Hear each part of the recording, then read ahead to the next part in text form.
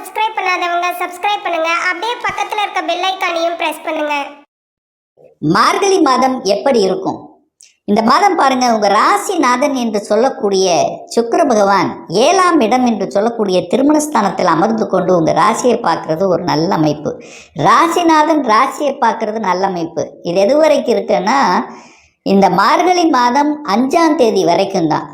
6ஆம் தேதி, அதாவது 5ஆம் தேதிக்கு பின்னாடி பார்த்தீங்கன்னா உங்கள் ராசிநாதன் போய் 8ல் மறைகிறார். அதாவது நீங்கள் போய் 8ஆம் இடத்தில் உட்கார்ந்துருக்கீங்கன்னு அர்த்தம். அப்போ 8ஆம் இடம் என்பது வலி, வேதனை, துக்கம், துயரத்தை கொடுக்கக்கூடிய இடம். அதே சமயத்தில் திடீர் அதிர்ஷ்ட வாய்ப்புகளை தரக்கூடிய இடமும் அந்த 8ஆம் இடம்தான். அப்போ என்ன, நெகட்டிவ் விஷயத்துக்குள்ள இந்த ரிஷபராசி என்பர்கள் என்ட்ரி ஆகக்கூடாது அப்படிங்கிறத மட்டும் மனசில் வச்சுக்கோங்க. ராசிநாதன் போய் 8ல் இருக்கிறதுனால இது நெகட்டிவ், இது தீங்கு, இதுக்கு போகக்கூடாது அப்படின்னு உங்கள் உள் மனது சொல்லும் பாருங்க. அந்த விஷயத்துக்குள்ள கண்டிப்பாக போகக்கூடாது. கோபம் வரும், ஆக்ரோஷம் வரும், இயல்பாகவே இந்த டைம் வரும். ஏன்னா செவ்வாய் கோபக்காரகன் ஆக்ரோஷக்காரகனோட சேருது உங்கள் ராசிநாதன். அவரே விரையாதிபதியோட சேர்றார். அப்போ டக்கு டக்குன்னு கோபம் வரும். கோபப்பட்டு ஆக்ரோஷப்பட்டு எந்த முடிவையும் அவசர முடிவையும் எடுக்கக்கூடாது இந்த ரிஷபராசி என்பவர்கள் இந்த மார்கழி மாதம்.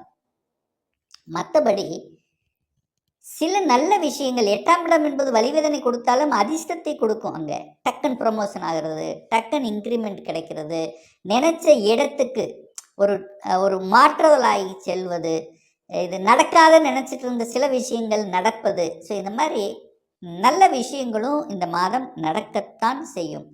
ஆனால் ஒரே ஒரு விஷயம், ஆள் மனது என்ன சொல்லுதோ அதை செய்து கொள்ளுங்கள். 2ஆம் இடத்துல, அதாவது குடும்பஸ்தானத்தில் குரு பகவான் உட்கார்ந்துருக்கார். 8ஆம் அதிபதி, அட்டமாதிபதி போய் 2ஆம் இடத்துல உட்கார்ந்துருக்கார். அப்போ என்ன, 2ஆம் அதிபதி 8ஆம் இடத்துக்கு போக போகிறார். அப்போ என்ன நடக்குது, 2 8 கனெக்ட் ஆகுது. 2ங்கிறது குடும்பம், தனம், வாக்கு. 8ங்கிறது பிரச்சனை. வாக்கினால் பிரச்சனையை உருவாக்கக்கூடாது. சின்ன சின்ன விஷயத்திற்கு கூட அது பெருசு பண்ணும். அப்போ அந்த விஷயத்தில் கவனமாக இருக்கணும். இதை மைண்டில் வச்ச போதும். 2ஆம் அதிபதி 8ல் போகும்போது பணம் சார்ந்த விஷயத்தில் கவனமாக இருக்கணும்.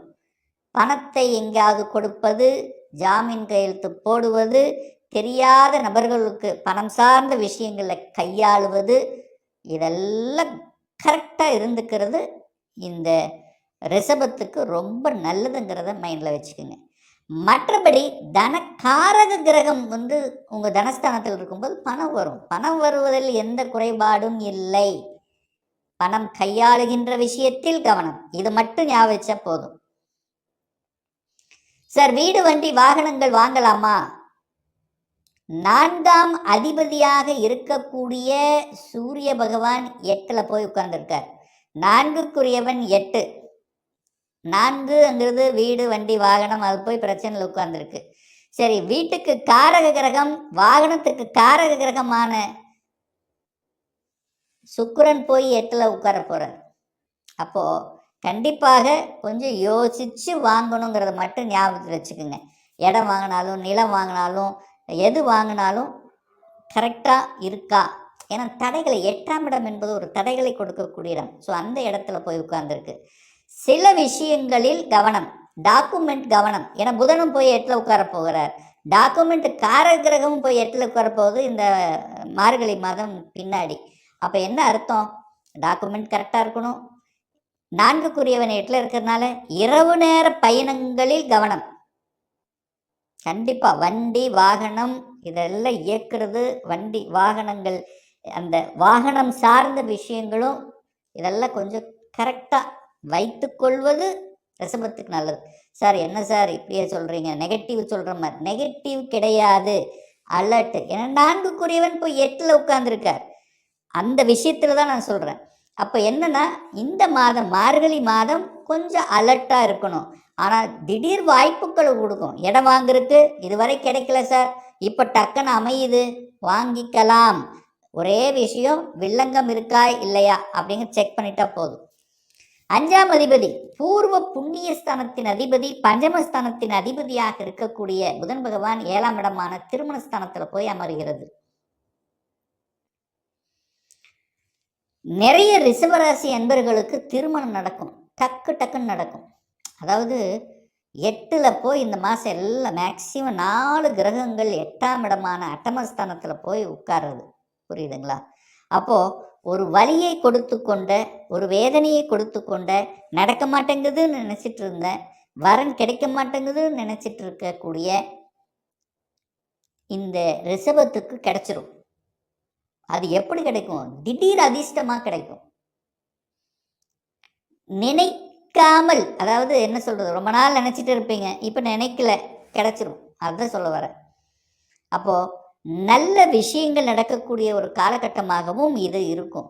அதிர்ஷ்ட வாய்ப்புகள், ஷேர் மார்க்கெட் டக்குன்னு கிடச்சிரும், லாட்டரி, எங்கேயாவது மறைந்து இருக்கக்கூடிய இன்சூரன்ஸ், எப்போவோ போட்டது பணம் திடீர்னு வரக்கூடிய அமைப்புகள், எப்போவோ கொடுத்து வைத்த பணம் இப்போ கிடைக்கக்கூடிய அமைப்பு, உங்களுக்கு தெரியாத மறைபொருள் ஞானம், மறைந்திருக்கக்கூடிய சில விஷயங்கள்.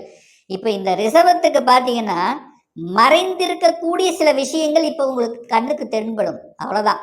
அதை தான் சொல்ல வரேன். இங்கே இருக்குது அப்படின்னு தெரியாமல் இருந்த விஷயங்கள் இப்போ தெரிய வரும்.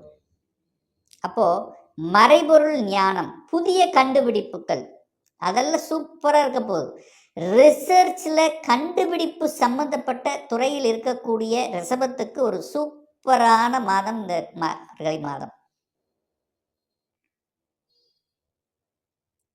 ஒரு தகவல் தொடர்பு துறையில் இருக்கிறீங்க, ஒரு கம்ப்யூட்டர் சம்மந்தப்பட்ட ஐடி விங்கில் இருக்கிறீங்க, ஒரு ப்ரோக்ராம் வரவே மாட்டேங்குது, ஒரு சொல்யூஷன் கிடைக்கவே மாட்டேங்குது, போன மாதம் பூரா ஒரு படாத பாடுபடுத்திட்டு இருந்தோம், விடையே கிடைக்கல, இந்த மாதம் விடை கிடைச்சிரும். மறைந்துள்ள விஷயங்கள் உங்களுக்கு இப்போ காமித்து கொடுத்து விடும்னு சொல்ல வரேன். புரிஞ்சிருக்குன்னு நினைக்கிறேன். அப்போது அழுத்தத்தை கொடுத்து கொண்டிருந்த சில விஷயங்கள் இப்போ தென்படுத்துகிறோம். அதுவும் குறிப்பாக சொல்லப்போனால் மற்றவர்களின் வலிகளை போக்கக்கூடிய விஷயங்கள் உங்களுக்கு சூப்பராக இருக்கும். ஒரு கவுன்சிலிங் கொடுக்குறீங்க, மற்றவர்களுக்கு ஒரு வலியாக இருக்காங்க, அவங்களுக்கு போய் ஒரு கவுன்சிலிங் கொடுக்குறீங்க, அது நடந்துடும். மற்றவர்களுக்கு கஷ்டமாக இருக்கக்கூடிய விஷயங்களில் நீங்கள் போய் இங்கே இன்வால்வ் பண்ணீங்கன்னா அது ஜெயிச்சு கொடுத்துருவீங்க, அவ்வளோதான். ஆனால் உங்களுக்கு ஒரு கஷ்டம் வருதுன்னா வர்றதுக்கு ஆள் இருக்காது, அதுதான் நான் சொல்ல வரேன். அப்போது நெகட்டிவ் என்று சொல்லக்கூடிய விஷயத்துக்கு இந்த வம்பு வழக்கு, கோர்ட்டு கேஸு, தேவையில்லாத விஷயங்கள், மற்றவர்களுக்கு ஜாமீன் போடுறது, யாரை, அதாவது முன்பின் தெரியாதவர்களை நம்பி ஒன்று இன்வெஸ்ட் பண்ணுறது, ஸோ இதெல்லாமே கூடாது இந்த ரிஷபத்துக்கு.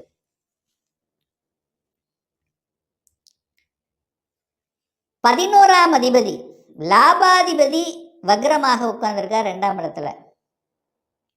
அப்போ ஒரு சிலருக்கு பார்த்தீங்கன்னா, சார் நான் தொழில் செஞ்சேன், பணம் ரிலீஸ் ஆக மாட்டேங்குது, பணம் ஒரு இடத்துல போய் சிக்கிட்டு இருக்கு, அது ரிலீஸ் ஆக மாட்டேங்குது. சார் எப்போ சார் ரிலீஸ் ஆகும்? இந்த மார்கழி மாதம் ரிலீஸ் ஆகும்.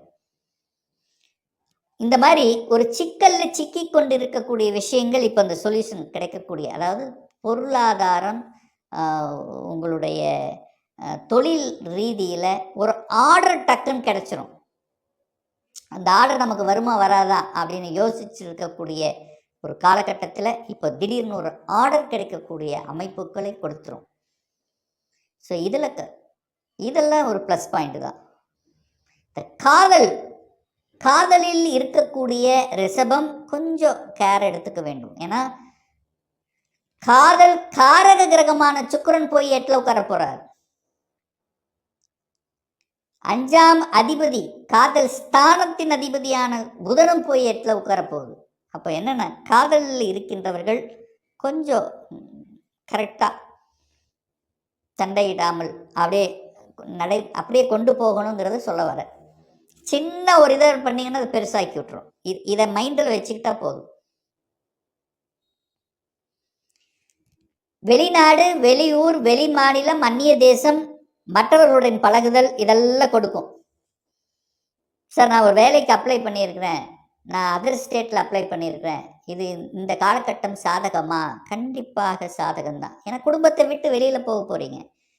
ஸோ இந்த மாதிரி பிரயாணங்கள் சார்ந்த விஷயங்கள், அயல் நாடுகள் சம்பந்தப்பட்ட விஷயங்கள், என்ன சொல்கிறது, ஒரு மூமெண்ட், இந்த மூமெண்ட்டுக்கெல்லாம் இதெல்லாம் ஒரு ஏற்ற காலமாக நிச்சயமாக இந்த ரிஷபத்துக்கு அமையும்.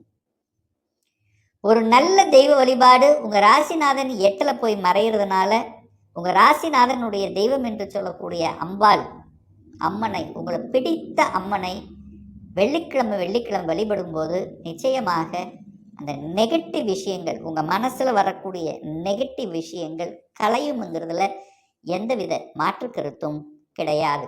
மேலும் தகவலுக்கு எங்கள் சேனலை மறக்காமல் சப்ஸ்கிரைப் பண்ணுங்கள். நன்றி.